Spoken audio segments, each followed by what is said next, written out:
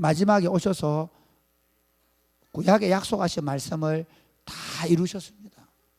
우리를 위한 구속의 사역을 다 완성하신 줄 믿으시기를 바랍니다. 우리로 하여금 얼마까지 어디까지 이루어 놓냐 하면요, 하늘의 성소를 열어 놓으시고, 그리고 그 하늘 성소를 향해서 예배하도록, 하늘 성소를 향하여 기도하도록 만들어 주셨습니다. 우리가 땅에 모여서 예배하고 기도하지만 하나님께서 하늘 성소를 열어서 우리 예배와 우리 기도를 바르신 줄 믿으시기를 바랍니다. 그러면서 우리는 이제 완성될 하나님 나라의 도래를 기다립니다.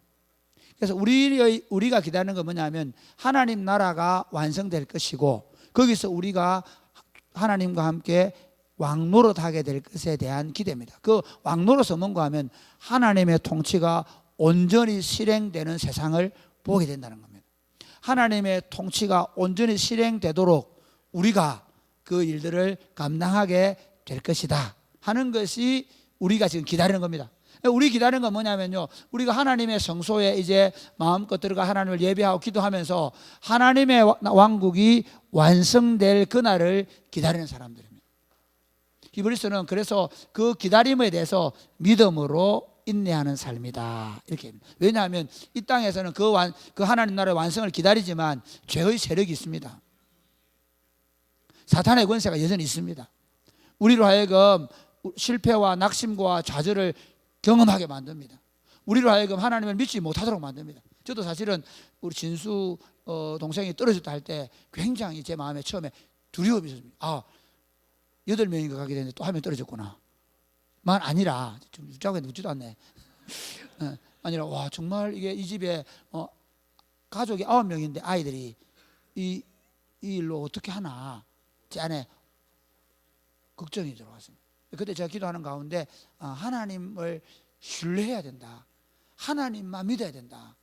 제 마음에 이브리스를 강의하고 있었기 때문에 가능했던 것 같아요. 하나님을 신뢰해야 된다. 그래서 제가 정말 내가 기도해서 그랬다 그런 얘기는 아니고, 하나님을 신뢰하면 하나님이 하실 것이라는 믿음이 생기는 겁니다. 무슨 말을 하고 싶으냐면요, 우리 삶이라는 거예요. 사탄은 끊임없이 하나님을 믿지 못하게 하고 신뢰하지 못하게 하는 세상 속에 우리가 살아가는데, 우리는 끊임없이 하나님을 믿는다고 말하고 하나님을 믿음으로 싸우는 거예요. 그게 지금 우리가 믿음으로 인내하는 삶이라는 것입니다. 할렐루야. 이 싸움들을 계속해서 싸워나가자 하는 것이 히브리서 지금 12장과 14장 3장에 하는 말인데, 12장에 지난주에 할 때 거룩함과 화평함을 이루어야 된다. 거룩함과 화평함이 주제였습니다. 이번에는 제가 조금 더 이제 마지막 권면들은 조금 더 이렇게 여러 개, 한 4개 정도의 그룹으로 나누어서 설명할 겁니다. 그래서 설교 제목을 이렇게 정했습니다. 주님 다시 오실 그날까지, 주님이 다시 오실 그날까지, 이렇게 설교 제목을 정했습니다. 그러니까 히브리서가 말하는 게 그겁니다. 주님이 다시 오실 그날까지 지금 여기에서 믿음으로 인내해야 된다는 겁니다. 이해가 되시겠습니까? 주님이 다시 올 그날까지 우리에게 남은 건 뭐냐면 믿음으로 인내하는 길밖에 없다는 거예요. 다른 길이 없다는. 그런데 그 믿음으로 인내하는 게 그냥 처음은 되느냐, 그 말이 아니라 그 믿음으로 인내하는 삶이 어떤 것인가를 설명하는데 오늘 4가지로 말합니다. 하나는 뭔가 하면 형제 사랑하기를 계속하자. 그러니까 주님 다시 오실 때까지 우리가 믿음으로 인내하면서 어떻게 하는 삶을 살아냐면 형제들을 계속 사랑하는 겁니다. 1절 말씀 보실까요? 1절 시작. 형제 사랑하기를 계속하고. 여러분,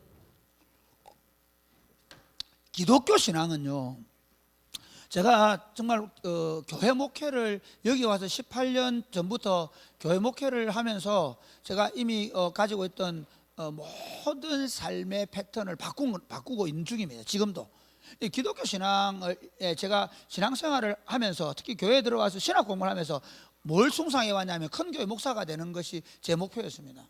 설교를 굉장히 잘하는 게 목표였습니다.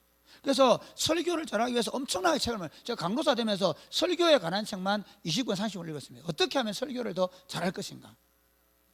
매니지먼트 리더십에 관한 책을 제가 20권 이상 읽었습니다. 어떻게 하면 더 리더십을 잘 발휘할 것인가. 그러면서 저는 큰 교회의 목사가 되고 대단한 일을 해야 된다고 생각했습니다. 그런데 제가 여기 담임 목사 오기 전에 몇 달 전부터 제 안에 있는 핵심이 뭐였냐면 기독교 신앙은 형제를 사랑하는 것이라는 것입니다. 순수하게, 아무 조건 없이. 그러니까 우리가 사람을 대할 때 어떤 이해관계도 없이 그냥 그가 그리스도 안에서 한 형제이기 때문에 진심으로 사랑해야 된다는 것입니다. 할렐루야. 예수님 이렇게 말씀하셨습니다. 새 계명을 너희에게 주노니 너희가 서로 사랑하라. 내가 너희를 사랑한 것 같이 너희가 서로 사랑하라. 너희가 서로 사랑하면 모든 사람이 너희가 내 제자인 줄 알 것이다. 할렐루야. 그러니까 교회가 있잖아요. 교회가 다른 어떤 조건도 들어오면 안 된다는 거예요. 그냥 그가 그리스도 안에서 형제이기 때문에 그를 진심으로 사랑해 주는 거예요. 이게 더 깊어져 가는. 저도 사실 이 목회하는 과정 속에 여러분에게 상처와 아픔을 주었을 것입니다. 용서를 구합니다. 또 이렇게 말하지만 또 여러분에게 이 상처를 줄 수도 있습니다. 끊임없이 여러분 저를 용서해 주시고 또 저도 여러분을 용서할 것입니다. 무슨 말 하고 싶었냐면 우리 마음속에 형제의 사랑에 대한 마음이 있지만 그게 잘 되지 않습니다. 제가 제일 많이 상처를 준 아이는 예찬이하고 예준이일 겁니다. 가까이 있다 보니 더 사랑해야 됨에도 불구하고 더 뭐랄까요, 제가 제일 상처 많이 주는 저희 집사람입니다. 완벽하기를 바라는 거예요. 정말 예수 잘 믿기를 바라는 거예요. 죄송한데 믿음 없는 소리 하면 내가 정말 기분 나빠하거든요. 믿음 없는 얘기를 할 때 정말 저는 누구를 비난하든지 그러면 막 화가 나요. 막. 그러다 보니까 사랑해야 되는데, 아니 그래도 사랑해야 되거든. 근데 제가 정죄할 때가 많았다는 거죠. 근데 어쨌든 간에 그러니까 저도 더 할 겁니다. 저는 다른 거 안 할 겁니다. 더 사랑할 것입니다. 정말 사랑할 것입니다. 이게 교회입니다. 예수님이 그렇게 말씀하십니다. 근데 형제 사랑하기를 계속하는데 구체적으로 두 가지에 더 힘을 기울이는 2절 말씀. 2절 시작.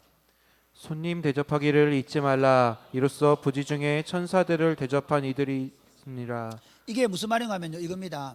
이 부지 중에 천사를 대접했다는 것은 아브라함이 천사라고 대접을 나그네라고 대접을 했는데 그건 천사였잖아요. 그러니까 그 당시에 예수 믿는 사람들 가운데 교회에 누가 찾아오는가 하면 우리 옛날에 그 YM에 그 예술 공연팀들 와가지고 2주 동안 여기 무의도식 갔잖아요.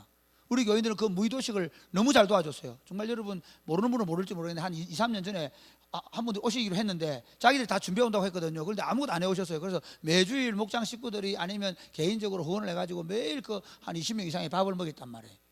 우리 교회 외에는 별로 그런 게 없을 정도입니다. 그분들이 지금도 제가 가덕도 계시는 분들 계신데 사랑이 꼽히는 그 얘기를 와 정말 사랑을 받았다. 근데 그 외에도 우리 교회가 사실 지나오는 동안에 제가 YM에서 거진도 하는 제주도 팀 왔을 때도 그렇게 했었고요. 그러니까 제가 이 얘기를 하는 이유가 뭐냐면 기독교 공동체는요 얼마나 예배당을 열심히 나오느냐, 얼마나 뭔가를 대단한 일 하는가, 거기 기독교 공동체의 본질이 있는 거 아닙니다. 기독교 공동체의 본질이 뭐냐면요, 이미 구약시대부터 아브라함 보십시오. 아브라함 때 손님 대접한 거 있잖아요. 근데 기독교 공동체의 타락을 뭘로 보는지 압니까? 소돔과 고모라 성이 멸망을 할 때 손님 대접하는 걸 어떻게 하냐면 손님이 왔는데 그 동성연애하려고 끌어내려고 할 때 그때 하나님이 심판합니다. 기브아가 왜 심판받는가 하면 그 나그네가 들어왔는데 그 사람들이 그 손님을 끄집어내가 동성연애하려고 했잖아요. 그런데 자기 첩을 줬는데 그 첩을 윤관에서 죽여버리잖아요. 그것 때문에 그 기브아 성뿐만 아니라 그 베냐민 지파가 멸망을 당합니다. 600명이 오고. 그러니까 하나님의 심판의 기준이 뭔지 알아야 됩니다. 약한 자들에 대해서 어떻게 하느냐는 겁니다. 교회 공동체가 강한 자, 돈 많은 사람, 자기들, 그러니까 교회 공동체 안에서 내가 돈 많고 힘 있는 사람이 되어서 영향력을 가지려고 하면 이건 어리석은 일입니다. 물론 그 돈 많고 힘을 가진 사람들이 교회에 들어와서 가난하고 약한 자들을 잘 대접하고 해야 되지만 힘을 가지면 안 됩니다. 그러니까 교회의 건강함이 어디 있냐면요, 바로 그 약하고 가난하고, 그리고 그 당시에는 어떠냐면요, 복음 때문에 쫓겨다니는 사람들이에요. 복음을 전하다가 보면 그 예루살렘에 핍박이 나가지고 흩어지잖아요. 그런 사람들이에요. 브리스길라 아굴라가 로마에 쫓겨나오잖아요. 그런 사람들을 교회가 받았단 말이에요. 그런데 그게 한 번, 두 번 되니까 그 중에 교회의 리더십을 가지려고 하는 사람들이 박해를 했어요. 그게 요한 3서에 나옵니다. 이해가 됩니까? 데메드리오, 디오드레베, 그 얘기 나오는 게 그겁니다. 한 장로는 교회에서 그런 사람들 대접하지 않는 거예요. 영접하지 않는 거예요. 오늘 여러분 세상의 타락을 뭘로 보는지 아십니까? 여러분 집을 열지 않는 거예요. 그냥 순수한 마음으로. 이해가 되십니까? 순수한 마음으로. 어떤 목적이 있어서가 아니라 나그네이기 때문에, 오히려 그가 먹을 것이 없기 때문에, 그가 잘 것이 없기 때문에. 저는 여러분이 그렇게 되기를 바랍니다. 제가 오늘 2부 예배 시간에 그 얘기했는데요, 저는 우리 학사 운동이 그런 의미에서 합니다. 3월 달에 우리 학사를 위한 헌금할 텐데, 여러분 지금부터 카페 가는 거 하루에 한 주에 한 번씩만 줄이시고 그 돈 모아놔다 꼭 학사 헌금 해주시기를 주 예수님이 축복합니다. 할렐루야. 저는 우리 사랑이 꼽히는 교회에 오는 친구들, 그러니까 이 지역에, 여러분 대학의 지금 문화가 어떻습니까? 대학의 문화는 엄난하고 더럽고 방탕한 문화입니다. 술 문화입니다. 나도 모르게 유혹에 빠지기 쉽습니다. 혼자 있다 보면 자매들이나 형제들이 유혹에 빠지기 쉬운 그런 곳입니다. 그런데 이곳에 사랑의 공동체를 만든다는 것입니다. 이곳에 온 형제 자매들을 우리가 따뜻하게 맞이해 3년 4년 동안 부모님들이 안심하게 그 친구들 믿음으로 잘 키우겠다는 것입니다. 그게 제가 학사 운동하는 이유입니다.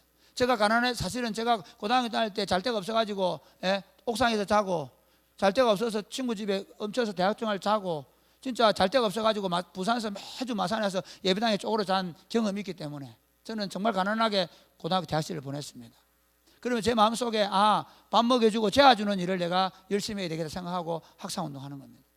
여러분 이번에 이제 우리 계대 하나 만들 거고요, 대가대 하나 만들고요, 대구대 그대로 합니다. 그래서 이번에 계대에 지금 서주원이, 그 다음에 장진이는 저 엄마가 광주이거든요, 광주. 그 다음에 또 누구야? 우리 애들 여기 주시합니다. 성현이, 그 다음에 지수, 이 4명을 계대에 지금 학사로 이제 시작합니다. 제가 바라기는 나중에 계대 학사 동문들이 많아져가지고 졸업해가 돈 벌어가지고 돈 모아서 계대 학사 2호, 3호 만들어가 계대 학사가 늘어나기를 바랍니다. 저는 우리 아이들이 서울 가서 학사했으면 좋겠습니다. 중부권에서 했으면 좋겠습니다. 그래서 거기서 교회를 만들어서 우리 부교육자들이 단임 목회했으면 좋겠습니다. 무슨 말씀 드리고 싶으냐면, 우리 공동체가 지금까지 해온 이 모든 일들은 바로 그런 이유가 있는 것입니다. 우리 공동체 안에 들어오는, 특별히 새로 들어오는 형제 자매들이 우리 공동체 안에 들어와서 자기들끼리 쟤들은 교회 집사님 아들이고 쟤들은 교회 오래 다녔으니까 자기들끼리 힘쓴다 소리 안 들으면 좋겠습니다. 할렐루야. 이해가 되십니까? 애들이 그런 식으로 위화감을 느끼고 그런 식으로 생각하게 하는 교회라면 우리는 다시 생각해 봐야 됩니다. 쟤들은 교회 오래 다녔으니까, 쟤들은 교회 힘 있는 사람이니까, 저 집의 아버지는 장로니까 권사니까 쟤하고 뭐 문제가 생겨서 제가 부딪히면 안 되겠다. 그건 바보 같은 생각입니다. 처음 예수 믿기 때문에 더 따뜻하게 대하면 좋겠어요. 어떤 목적 없이 그냥 순수하게. 여러분 주님이 나중에 오실 때 뭘로 심판하는지 아십니까?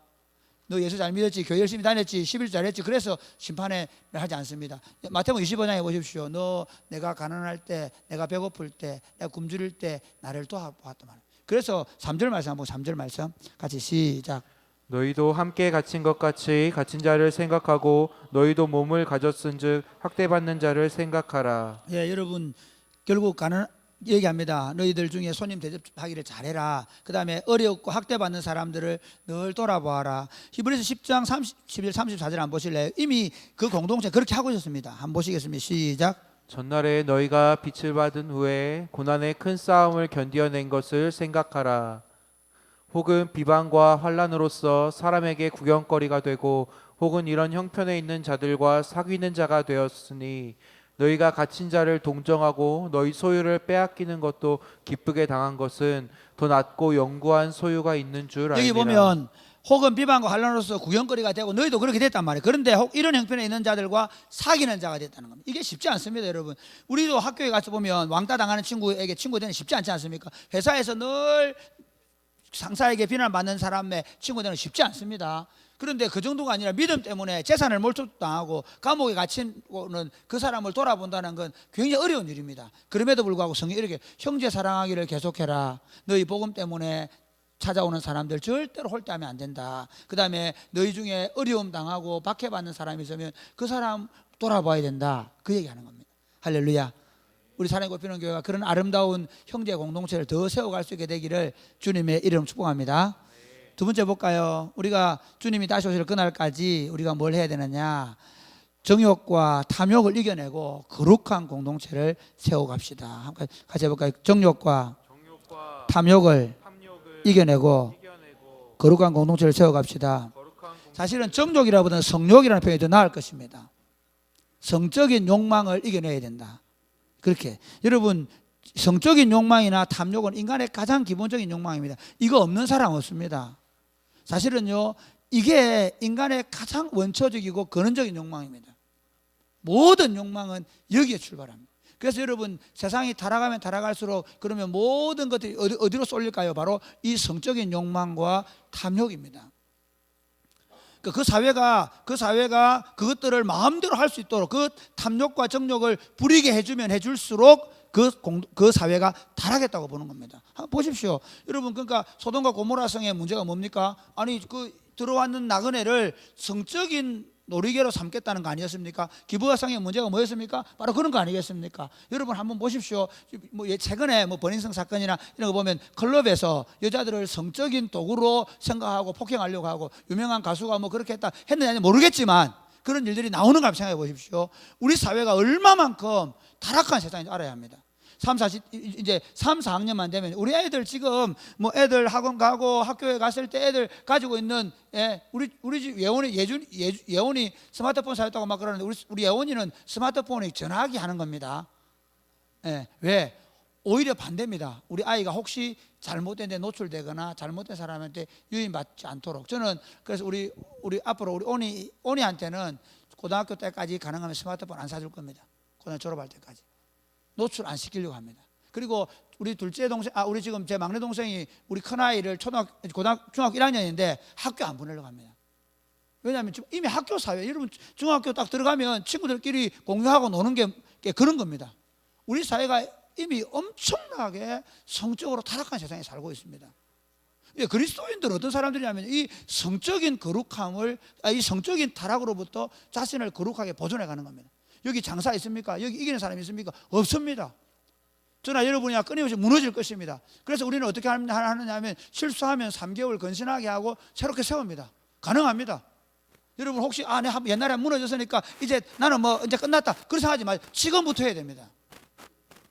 왜냐하면요, 여기서 중요한 게 있습니다. 하나님께서 결혼이라는 것을 통해서 성을 사용하도록 주셨습니다. 할렐루야. 그래서 우리 형제 자매들이 가능하면 성을 결혼 전까지는 닫아 놓으시기 바랍니다. 이게 아가서가 말하는 겁니다. 깨우지 마라. 그 깨우지 마라는 건 결혼하기 전까지 신부의 성을 깨우면 안 된다는 겁니다. 혹시 여러분이 솔직히 얘기하면 중고등학교 시절이나 초등학교 시절에 여러분이 그런 경험이 있다면 이제 결심하셔야 됩니다. 적어도 내가 예수님을 제대로 만나고 믿게 되었다면, 아니 예수님을 믿는 속에서 그런 일이 있었더라도 다시 시작하십시오. 여러분 자신의 성을 더 정결케 보존해서 결혼 때까지 유지하시기를 주님을 축복합니다. 그리고 결혼한 분들에게 지금 이건 사실은 결혼한 분들에게 얘기하는 겁니다. 너희 결혼을 소중하게 여기고 침소를 더럽히지 말라는 말은 반대로 얘기하겠습니다. 결혼하신 분들은 여러분의 결혼을 소중하게 여기시기를 주님의 이름 축복합니다. 여러분의 결혼관계 안에서 아름다운 성을 누리시기를 바랍니다. 정말 오늘날 보면 이게 그리스도 안에서의 결혼이라는 것은 가장 성스러운 것이고 하나님께 주신 최고의 선물입니다. 이 결혼관계 안에서 부부가 성을 자유롭게 누리고 그 성소를 더럽히지 않는 방법, 그 성소를 거룩하게 만드는 방법은 부부가 침실에서 누리는 사랑의 관계입니다. 특별히 예수 믿는 자매들 가운데 이런 분들 계실지 모르겠습니다. 이거 성스러운 건 이거 좀 내가 하나님 앞에서 성스럽게 하는 건 부부관계를 멀리하는, 아니 그렇지 않습니다. 여러분 남편을 지키는 길은 딱 한 가지입니다. 여러분의 남편들과 부부관계를 자주 하는 겁니다. 그만큼. 근데 결혼 안에서는 이 성이 더 자유로워야 되고 더 행복해야 되고 이것이 부부의 침실에서 더 많이 지켜져야 됩니다. 그러나 결혼 밖에서는, 그러니까 결혼한 사람이든 안 한 사람이든 결혼 밖에서는 이것들을 닫아놔야 돼요. 그래서 기독교 공동체가 거룩해지는 길은 바로 그겁니다. 세상은 보면 엉망입니다. 여기 사실 성적인 타락에 있어서 결혼 4절 말씀 보세요. 시작. 모든 사람은 결혼을 귀히 여기고 침소를 더럽히지 않게 하라. 음행하는 자들과 간음하는 자들을 하나님이 심판하시리라. 여러분 이건 특별히 결혼한 자들을 하는 얘기입니다. 뭐 여러분 그럼 청년 때는 마음대로 해야 돼. 그 말 아닌데 그러나 여러분 그럴 때는 진짜 책임지셔야 되는 거예요. 그리고 반드시 알아야 되는 건 가능하면 결혼하기 전까지는 성을 깨우지 말라. 할렐루야. 우리 청소년들 알겠습니까? 맨날 야동보고 그러지 마라. 간다 내가 나도 모르게 가버린대. 그리고 왜 여러분 뭐 가능하면 결혼할 수 있는 환경이 될 때까지 연애를 못하게 하느냐면요. 그러니까 대학 4학년까지 연애를 못하게 하느냐. 4학년 1학기부터는 연애 가능하대. 4학년 1학기 되는 1월 달부터는 3말 4초는 가능하대. 그 이유는 뭔지 아십니까? 이겁니다. 이유는 결혼하기 전에 성을 깨우고 싶을 때는 결혼하라는 겁니다. 결혼할 수 있게 해주겠다는 겁니다. 근데 삶이 준비 안 됐을 때, 삶이 준비가 안 되는데 결혼하면 그 인생들이 너무 힘들고 나중에 그 결혼 관계가 파탄이 나는 경우가 너무 많기 때문에 여러분에게 최소한 결혼 전까지는 여러분 자신을 지켜달라는 겁니다. 왜냐하면 사랑을 하게 되면 마음으로만 할 수는 없습니다. 사랑이라는 것은 전 인격적으로 하게 되어 있습니다. 그렇기 때문에 사랑의 마음을 결혼 전에는 가지는 것이 안 좋겠다. 자기를 장사 없으니까 만약에 거기는 성자 없습니다. 결혼한 형제자매 여러분은 이제 그 아내를 위해서 그 남편을 위해서 죽어야 됩니다. 할렐루야. 네? 지금 뭐 30대 아멘 하지? 저는 올해 29년 차 됐습니다. 어제 지난 금요일 날 제가 29주년 행사를 못 했지만 아들들이 없어가지고 요즘 우리 며느리가 몸 상태가 안 좋아가지고 여러분 해야지 이제 여러분 아들 딸들이 해줘야 되는데 물론 둘째 셋째로부터 결혼 축하금 받았습니다. 결혼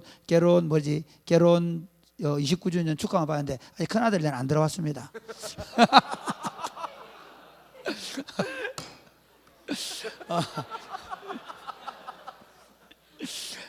너무 여러분 긴장이 있는 것 같아가지고 여러분 저는 진짜 감사하게 생각하는 게 제가 29년 동안 정말 제 아내를 더 많이 사랑하려고 노력했고 또 그렇게 할 것입니다. 여러분이 끝까지 이 결혼 관계를 지켜냈으면 좋겠다 생각이 들고요. 그 다음에 또 하나는 뭐냐면 돈을 사랑하는 것을 경계합니다. 5절 말씀 한번 보실까요? 5절 시작. 돈을 사랑하지 말고 있는 바를 족한 줄로 알라. 그가 친히 말씀하시기를 내가 결코 너희를 버리지 아니하고 너희를 떠나지 아니하리라 하셨느니라. 그 다음 6절 말씀까지 시작. 그러므로 우리가 담대히 말하되 주는 나를 돕는 이시니 내가 무서워하지 아니하겠노라. 사람이 내게 어찌하리요. 이게 무슨 말이냐면 돈을 사랑하지 말라. 있는 바를 족한 줄 알아라 얘기하는 건요 이겁니다. 사람들이 왜 돈을 가지려 할까요? 두려움이 있습니다. 여기 지금 두려워하지 말아라, 담대하라. 왜 얘기하냐? 내가 너를 돕는다라고 얘기하냐면요. 사람들은 특별히 물질이 없어서 어려움을 당했던 사람들에게도 이런 일이 있을 수 있습니다. 내가 어릴 시절에 너무 물질이 없어 어려움 당한 친구들은 그 물질 없는 것이 얼마나 인생이 힘든지를 경험했기 때문에 이 돈을 가져야. 특별히 물질을 가진 자로부터 폭력을 당했거나 어려움을 당한 사람일수록 내가 더 많이 가져서 적어도 이런 인간적 무시를 안 당해야 되겠다. 심지어 그 사람들 앞에서 내가 얼마나 그 사람들 앞에 떳떳하게 내가 나타나겠다는 생각을 할 수가 있습니다. 이해가 되십니까? 그러니까 반대로 또 물질을 많이 가지고 있는 사람들은 잃어버릴 경우가 없기 때문에 오히려 이거 없으면 죽는 줄 압니다. 왜? 엄마 아빠가 그렇게 살아왔기 때문에. 여러분 자녀들에게 물질 때문에 목매어 사는 부모를 보여주면 안 됩니다. 절대로 안 됩니다. 저는 저희 집 어머니 아버지가 평생에 빚더미에 살다가 연세 70대였을 때 아버지 70대 제가 빚을 내어서 부모님 빚을 갚아드림으로 저만 아니라 우리 형제들이 빚을 갚아드림으로 아버지가 70대부터 빚 없이 살았습니다. 그러면서 빚이 저에게 고스란히 넘겨왔습니다. 저는 한 번도 제가 의식이 있으면서부터 빚 없이 살아본 적이 없습니다. 통장에 돈이 없이 살아본 적이 없습니다. 자랑은 아닙니다. 그러나 그럼에도 불구하고 저희 집사람하고 저하고 늘 결심하는 게 뭐냐면 어떻게 해서든지 다른 사람을 돕고 나누어 준다는 생각을 가지고 살아갑니다. 불편하지 않습니다. 그게 어렵지 않습니다. 물론 이런 건 있습니다. 꼬박꼬박 목사님 사례가 나오지 않습니다. 예, 그렇습니다. 그러나 제가 몸이 안 좋거나 아니면 제가 교회 안에서 문제가 생겨서 배척을 받을 때 저는 이직을 그만둬야 합니다.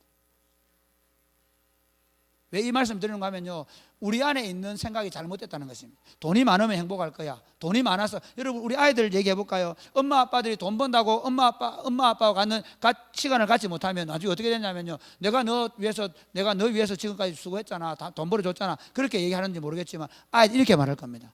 엄마는 내가 필요할 때 없었어. 내가 친구하고 싸워가지고 속이 상했을 때 집에 울면서 달려왔는데 없었어. 내가 사춘기 때 너무 외롭고 힘들었는데 아빠는 내 말상대가 되어주지 않았어. 그렇게 말할 겁니다. 실제로 여러분 한번 보십시오. 진짜 한번 보세요. 돈이 많으면 그럼 아무 걱정이 없습니까? 돈이 많은 사람은 아무 두려움이 없습니까? 아닙니다. 그렇지 않습니다. 사실은요, 더 큰 두려움이 있습니다. 오히려 돈 때문에 더 많이 깨지고 싸웁니다. 돈 때문에 더 많은 근심이 있습니다. 그래서 하나님 이렇게 얘기합니다. 예수님이 이렇게 뭐라냐면 돈과 하나님을 겸하여 섬기지 말라고 얘기합니다. 그 말의 의미는 하나님은 1번이고 돈은 2번이다, 그렇게 말하는 게 아닙니다. 하나님이 왜 없다는 것입니다. 할렐루야.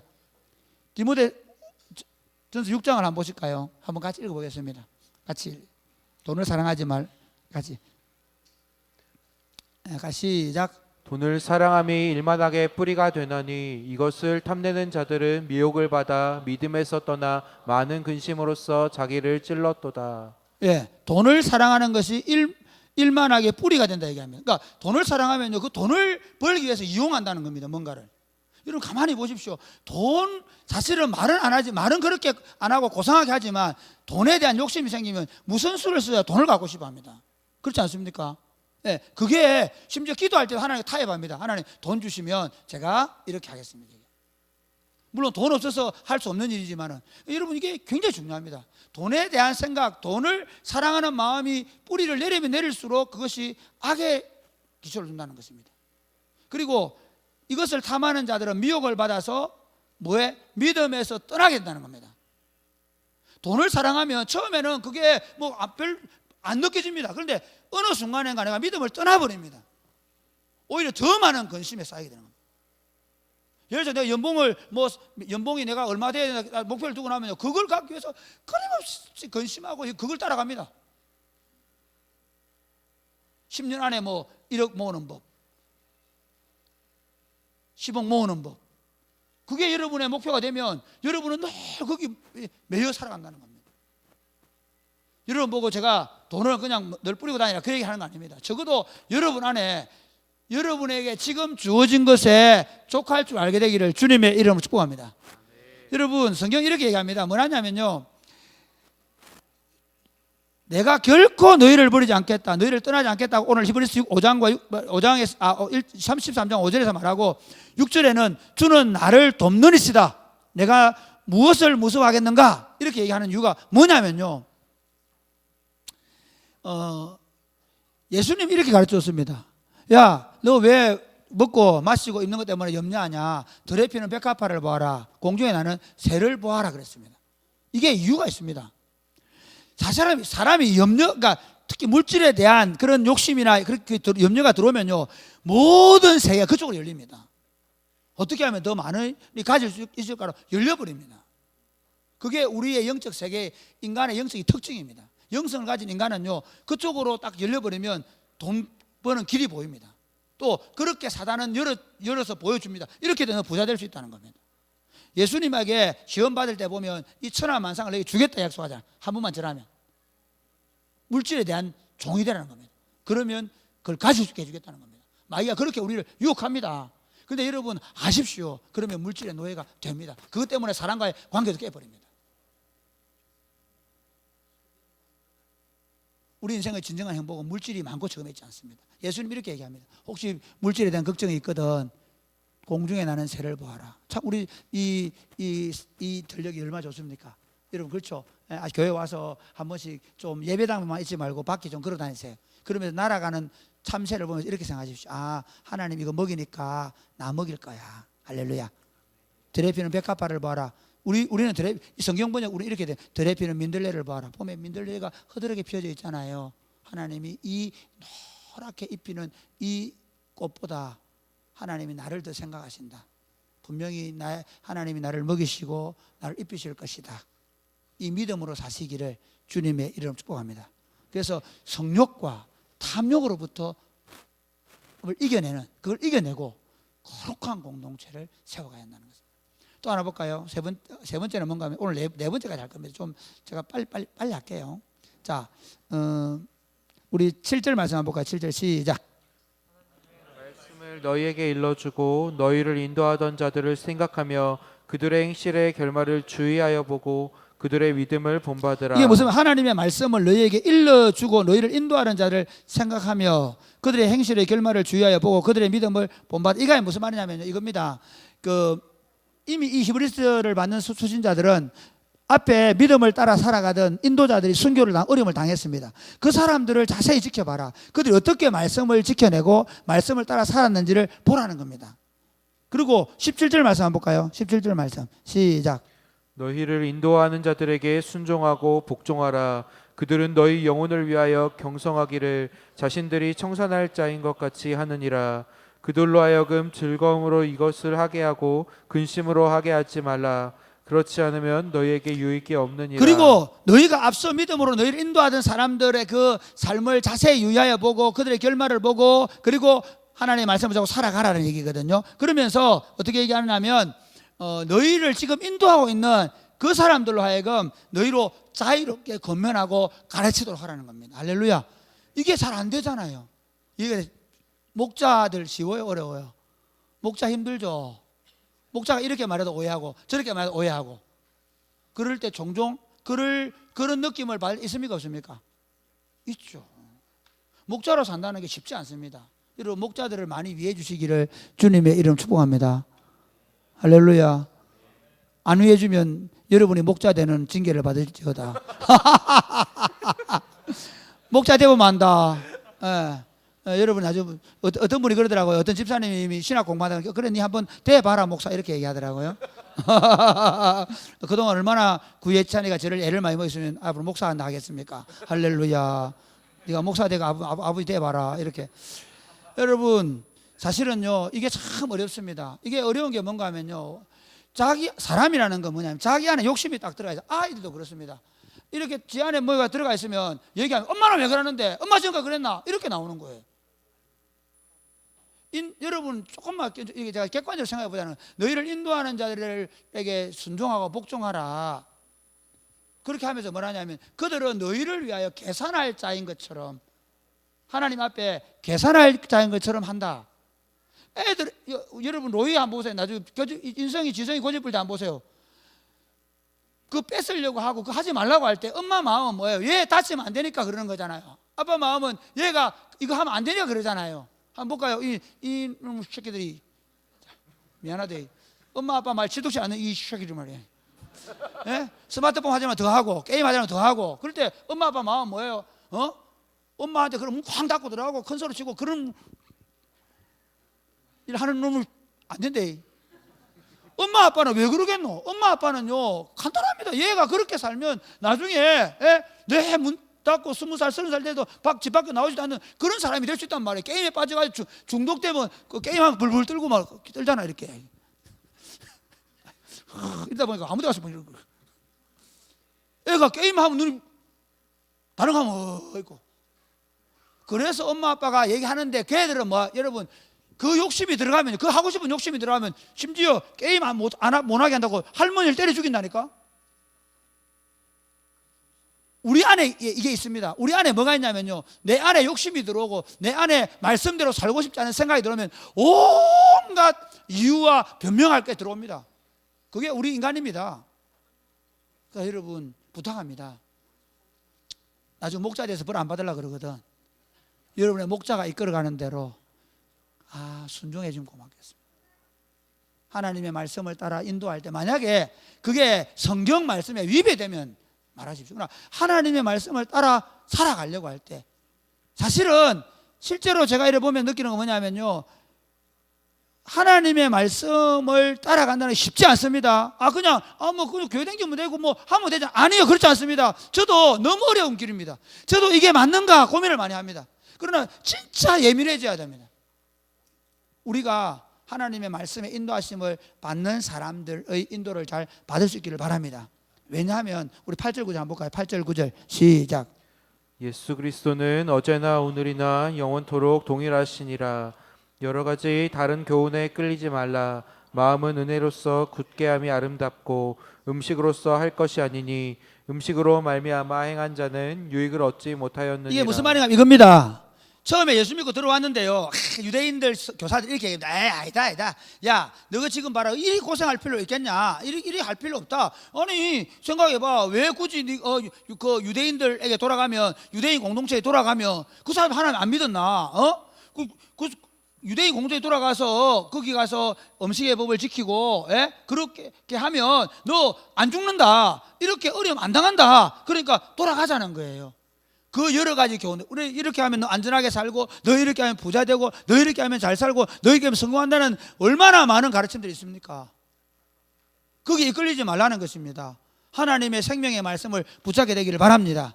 정확하게 말하면 예수 그리스도를 붙잡으시기를 바랍니다.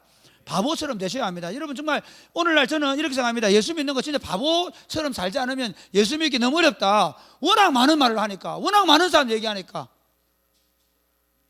예수 그리스도는 어제나 오늘이나 영원토록 동일하십니다. 그분을 붙잡는 사람에게 생명이 있습니다. 할렐루야. 여러분, 제가 예수를 믿으면서도 요즘에 제일 많이 보는 게 뭐냐면요, 예수를 믿는데 진짜 그 마음에 기쁨이 없는 거예요. 예수 믿는데 진짜 하늘의 평화가 없는 거예요. 제가 사실은 우리 진수하고 애들 가서 그 얘기 했거든. 야, 너 뭐 너무 그렇게 하지 마. 예수님이 우리에게 좀 누리는 게 신앙생활입니다. 예수님께서 나에게 지금 주시는 누리는 겁니다. 그러니까 요즘 제가 성령 충만을 받는 비결을 하나 얘기하면 이겁니다. 매일 내 삶의 자리에서 감사의 길을 꾹꾹 눌러, 꼼꼼 일기를 꾹꾹 눌러 쓰는 겁니다. 할렐루야. 예, 무슨 일을 하다가 누구 밥을 대접할 때, 감사합니다. 내가 오늘 누구누구 선교사님에게 밥을 대접 감사. 오늘 우리 집에 누가 와서 같이 누구하고 같이 집에 와서 대화를 나누게 해서 감사. 매 순간순간마다 하나님께서 나에게 하라고 말씀하시는 일을, 하나님이 순종하시라고 하는 일을 날마다 그렇게 순종할 때 하늘의 평화와 기쁨이 넘치기를 바랍니다. 그게 신앙. 그러니까 말씀을 붙잡고 살아갈 때 사실은 모든 부유함이 있습니다. 돈이 많아서 부유한 게 아닙니다. 거기 모든 강함이 있습니다. 걱정 근심이 없습니다. 거기에 하늘의 평화가 있습니다. 하나님의 말씀을 붙잡고 걸어가시기를 주님의 축복합니다. 마지막 결론입니다. 결론이면서 우리 13절부터 한번 볼까요? 13절 시작. 그런즉 우리도 그의 치욕을 짊어지고 영문 밖으로 그에게 나아가자. 우리가 여기에는 영구한 도성이 없으므로 장차 올 것을 찾나니, 그러므로 우리는 예수로 말미암아 항상 찬송의 제사를 하나님께 드리자. 이는 그 이름을 증언하는 입술의 열매니라. 오직 선을 행함과 서로 나누어 주기를 잊지 말라. 하나님은 이 같은 제사를 기뻐하시느니라. 무슨 얘기냐면 이겁니다. 자 보세요. 이제 예수님께 10절부터 보면요, 원래 구약시대에 속죄일에 드리는 제사는 뭐냐면, 그 제사를 드릴 때에 이렇게 하는 겁니다. 피는 지성소에 뿌리고, 그리고 고기는 영문 밖에서 살아버립니다. 먹지 않습니다. 대속죄일에 때는. 예수님께서 그렇게 하실 때는 대속죄일에 어린 양이 친히 되셔서 자기 피를 가지고 하늘 지성소에 뿌리시고, 그 몸은 영문 밖에서 십자가에 매달려 죽었다는 겁니다. 이해가 되십니까? 그렇기 때문에 오늘 이 땅에 사는 그리스도인들 어떻게 살아야 되냐면, 그 예수를 믿는 모든 사람들은 다 이렇게 하는 겁니다. 치욕의 십자가를 짊어지고 간다. 할렐루야. 왜? 여기는 영구한 도성이 아니니까. 그러니까 여기에서 이 땅에 사는 동안에는 하나님을 믿는 믿음으로 살지 않은 사람들이 여전히 있는 겁니다. 그들은 우리를 향해서 어리석다 그러고 바보 같다 그러고, 이 말이야 잘 살 수 있는 길이 있는데, 부자 되는 길이 있는데, 성공하는 길이 있는데, 이러면서 막 유혹하는데, 야, 쾌락을 따라 살면 얼마나 좋은 줄 알아? 같이 술 먹고 놀면 얼마나 행복한 줄 알아? 이렇게 많이 유혹하는데 너 이렇게 살면 망해? 이렇게 얘기하는데 불구하고 우리가 하나님 말씀을 붙잡고 살아가는 이 길은 사람들이 볼 때는 우리를 부끄럽게 만들고 비난하고 손가락질 한다는 겁니다. 심지어 그렇게 나중에 좀 더 가면 어떻게 되냐면, 지금 우리 시대가 좀 더 가면 낙태 문제, 우리 지금 이미 이제 낙태할 수 있도록 법이 제정이 되잖아요. 그 다음에 또 뭐가 됐습니까? 동성연애 좀 이미 다 되는, 이런 속에서 살면서 우리는 박해까지 받게 되는 거예요. 뭐 우리가 예를 들어서 뭐 우리가 지켜내보자, 가정을 지켜내보자, 이게 말도 안 되는 얘기를 세상 사람들이 보는 거래. 그런데 우리는 그 치욕의 십자가를 짊어지는 사람들이, 할렐루야. 세상 사람들이 뭐라고 말하든 간에 우리는 우리 삶의 원리가 있습니다. 우리는 예수 그리스도께 부르신 그 부르심을 향해서 말씀을 붙잡고 걸어가는 겁니다. 근데 걸어가는데 이렇게 걸어가지 않습니다. 우리를 비난하고 손가락질하는 이놈의 새끼들 나중에 한번 보자. 그래 너가 나중에 내가 왕되고 나면 다 죽이본다. 이렇게 하지 않는다는 겁니다. 억지로 참지 않는다는 겁니다. 두 가지를 얘기합니다. 뭐냐면요, 치욕의 십자가를 지고 가는데 사람들이 우리한테 모멸감을 주고 부끄러움을 주고 어리석다 그러고 바보 같다 그러고 왜 그렇게 왜 사냐 그렇고 얘기하고 그것 때문에 오히려 믿는 사람들까지도 우리를 핍박할 수 있습니다. 그런데도 불구하고 우리는 두 가지 합니다. 하나는 찬양의 제사를 드리는 겁니다. 우리 15절 말씀 한번 보고 15절 시작. 그러므로 우리는 예수로 말미암아 항상 찬송의 제사를 하나님께 드리자. 이는 그 이름을 증언하는 입술의 열매니라. 아까 우리 진수가 얘기했잖아요. 그래 그리스도인의 삶이 뭐냐면요, 더 많이 갖기 위해서 더 높이 되기 위해서 뭔가 더 성과를 이루기 위해서 막 분자에 쫓아다니면서 막 얼굴에 인상을 그리고 힘들어하는 그게 아니고 이미 예수님이 우리의 모든 것 되셨습니다. 할렐루야. 우리의 구원자일 뿐만 아니라 우리의 왕이십니다. 믿으시기를 바랍니다. 그분이 우리가 필요하면 우리 삶 가운데 내가 성실하게 내 삶을 살아내면서 믿음으로 걸어가기만 하면 필요할 때마다 하나님이 내 삶을 책임질 믿으시기를 바랍니다.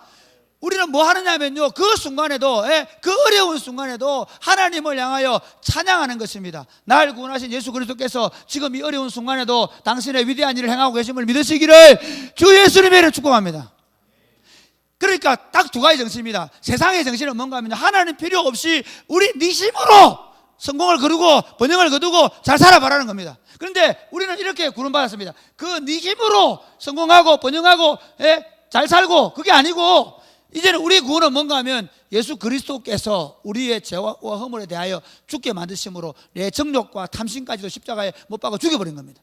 그러면서 나는 이제는 어떻게 살기로 결정했냐면 예수님께서 다 이루어 주셨다고 믿고, 할렐루야, 예수님께서 나의 인생의 주인이 되셨다는 사실을 믿고 그분이 내가 필요한 모든 것, 그래서 일용할 양식을 주옵시고 그냥 거짓말하는 게 아닙니다. 매 순간순간마다 그분이 내 삶의 모든 것 되시고 그분이 내 삶을 채우실 것을 믿고 한 걸음 한 걸음 믿음으로 내디뎌가면서 우리는 하는 게 뭡니까? 그래 역시 주님이 하셨지, 그래 역시 주님이 하시는구나, 할렐루야. 어째 보면 뭐 여러분 보고 지금 이렇게 설교하는 제 자신도 어떻게 사는지 모르겠는데 어째 보면 참 이 길이 쉬운 길이 아닙니다. 왜냐하면 매일매일 하늘의 만나를 먹듯이 매 순간순간마다 하나님으로부터 오는 도움을 받아야 하기 때문입니다. 그런데 놀랍게 여러분 인생의 위대함, 그러니까 그리스도인으로서의 인생의 위대함이 어디 있는가 하면요, 우리가 모든 걸 성취하는 게 위대해지는 게 아니라 우리를 통해 우리의 무능함과 약함은 드러나는데 그 무능하고 약하고 보잘것없는 인생 가운데 하나님의 도우심이 더 많이 나타나는 것입니다. 그게 우리의 영광입니다. 할렐루야. 여러분 한번 보십시오. 자기 힘으로 다수성공하고 자기 힘으로 성공하고 번영한 사람들의 입에 찬양이 많을까요? 아니면 우리 삶 가운데 기적 같은, 나는 할 수 없고 나는 무능력하고 부족하지만 날마다 때를 따라 돕는 하나님의 은혜를 받을 때 하나님을 찬양하는 일이 많을까요? 여러분 인생을 한번 돌아보고 여러분 20대 30대를 살아가면서도 하나님이 행하시는 일을 보면요 기적 같습니다. 어떤 사람은 쉽게 무슨 일을 이루지만 어떤 사람은 도대체 제일 불리하게 만들어놓고 제일 안 되게 만들어놓고 그래서 도대체 안 된다 끝났다라고 할 때 그때 하나님 당신의 역사를 보이시는 줄 믿으시기를 주님의 이를 축복합니다. 그럼 이렇게 말하는 겁니다. 너 아무리 네가 끝나도 나는 끝나지 않았어. 그러니까 우리가 있잖아요, 우리 삶은 이렇게 하는 겁니다. 가난하고 고독하고 힘들고 박해받고 어떤 상황이 주어져도 꼼꼼 감사일기를 쓰면서 날마다 하나님 앞에 찬양의 제사를 드리시기를 주님의 이름으로 축복합니다. 집사람이 그러더라고요. 목요일 날인가 자기가 화가 많이 났대요. 그래서 당신이 감사일기를 쓰래서 내가 썼는데 꾹꾹 눌렀다는 거예요. 남편이 이렇게 화나게 함에도 불구하고 화내지 않게 해주심 감사, 그걸 나한테 간증하는 거예요. 놀랍지 않습니까? 우리 집 이해가 되시죠? 여러분 환경과 여건이 어떠하든 간에 하나님을 향해 찬양의 제사를 드리시기를 주님 축복합니다. 마지막으로 16절 한번 보세요. 16절 시작. 오직 선을 행함과 서로 나누어 주기를 잊지 말라. 하나님은 이 같은 제사를 기뻐하시느니라. 자, 하이라이트 얘기할게요. 자, 히브리서를 보면 이렇게 되어 있습니다. 우리가 이제 예수님으로 말미암아 예수님이 단번에 자기 피를 가지고 영원한 속죄의 제사를 지성소에 드림으로, 하늘 성소에 드림으로 하나님께서 휘장을 쫙 열어 놓으시고 우리로 하여금 그 휘장 안으로 들어오게 하셨단 말이에요. 그 휘장 안에 들어가는데 우리가 가지고 가는 재물이 뭐라고요? 찬양과 선행이라는 거예요. 우리가 하나님 앞에 뭔가 대단하고 큰일 하라는 게 아니라 하나님을 날마다 찬양하고, 그리고 어떻게 하고요? 선행과 나누어 주는 제사를 드려라. 많이 드리는 거 아닙니다. 적은 것이라도 함께 나누겠다. 그래서 여러분의 삶이 주님 오실 그날까지 이 찬양과 그다음에 선행과 나누어줌의 제사가 계속 이어지는 복된 삶이 되시기를 주 예수님의 이름 축복합니다. 아멘.